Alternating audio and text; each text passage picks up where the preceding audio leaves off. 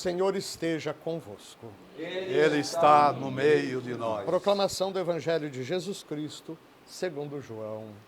Glória a vós, Senhor. Naquele tempo disse Jesus aos judeus: em verdade, eu vos digo, se alguém guardar minha palavra, jamais verá a morte. Disseram então os judeus: agora sabemos que tens um demônio. Abraão morreu e os profetas também. E tu dizes, se alguém guardar a minha palavra, jamais verá a morte. Acaso és maior do que nosso pai Abraão, que morreu, como também os profetas?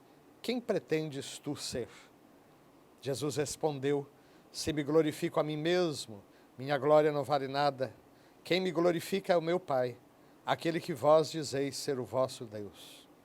No entanto, não o conheceis, mas eu o conheço. E se dissesse que não o conheço, seria um mentiroso, como vós. Mas eu o conheço e guardo sua palavra. Vosso pai Abraão exultou ao ver o meu dia.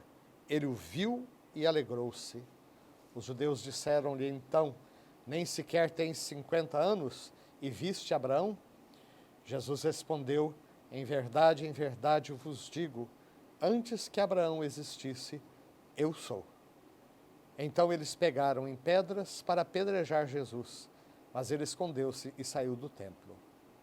Palavra da salvação. Glória a vós, Senhor.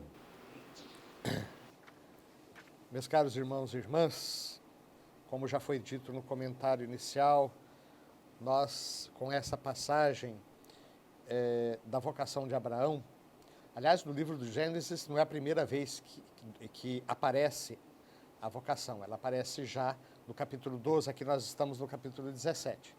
Mas a aliança com Abraão realmente marca o início de uma nova etapa na história da salvação. Se nós lermos os primeiros capítulos do Gênesis, nós vamos ter o relato da criação, do pecado original, depois a morte de Abel por Caim, Torre de Babel, dilúvio, Noé, e aí nós saímos daquilo que podemos chamar de pré-história da salvação e entramos na história especial em que Deus mesmo escolhe uma pessoa e através dessa pessoa escolhe um povo que seria o seu instrumento para essa dinâmica de aproximação da própria humanidade. É interessante como que, tanto no Antigo Testamento quanto no Novo Testamento, nós temos essa dinâmica de Deus que, mesmo sendo transcendente, sendo totalmente outro, aquele que é totalmente diferente da criatura, ele sai de si e busca esta aproximação, até que, com a encarnação de Jesus, Deus mergulha de cheio na nossa própria história. Então, com Abraão, nós temos início a essa história especial da salvação, conduzida diretamente pelo próprio Deus. E aqui aparece, mais uma vez na Bíblia, porque não é a primeira vez que aparece. Com Noé, por exemplo, nós já temos uma aliança, né? Mas aparece aqui a aliança com Abraão, a promessa de uma grande descendência, a promessa da terra. É interessante como Abraão foi escolhido como instrumento.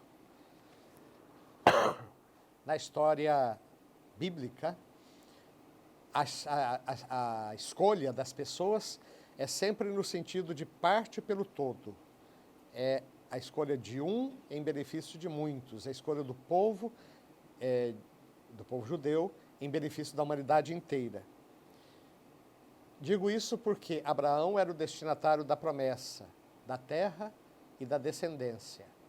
Ele só foi ter o filho da promessa, Isaque, já bastante idoso e, portanto, fruto também de um milagre. E mesmo de Isaque, Deus vai lhe pedir o sacrifício.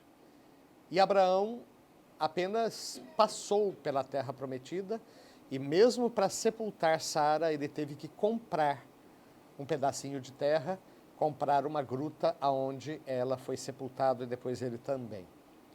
Então vejam, Abraão viveu da fé. Ele não viu o cumprimento das promessas, mas ele era um instrumento de algo muito maior do que ele mesmo e que milênios depois continuariam de pé.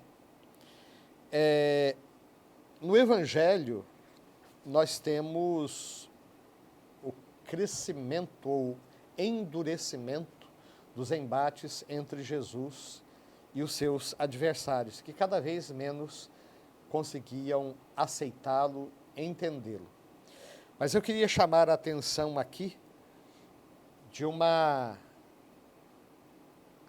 mostra muito típica do Evangelho de São João, porque em mais de uma vez, no Evangelho de São João, Jesus assume o nome divino.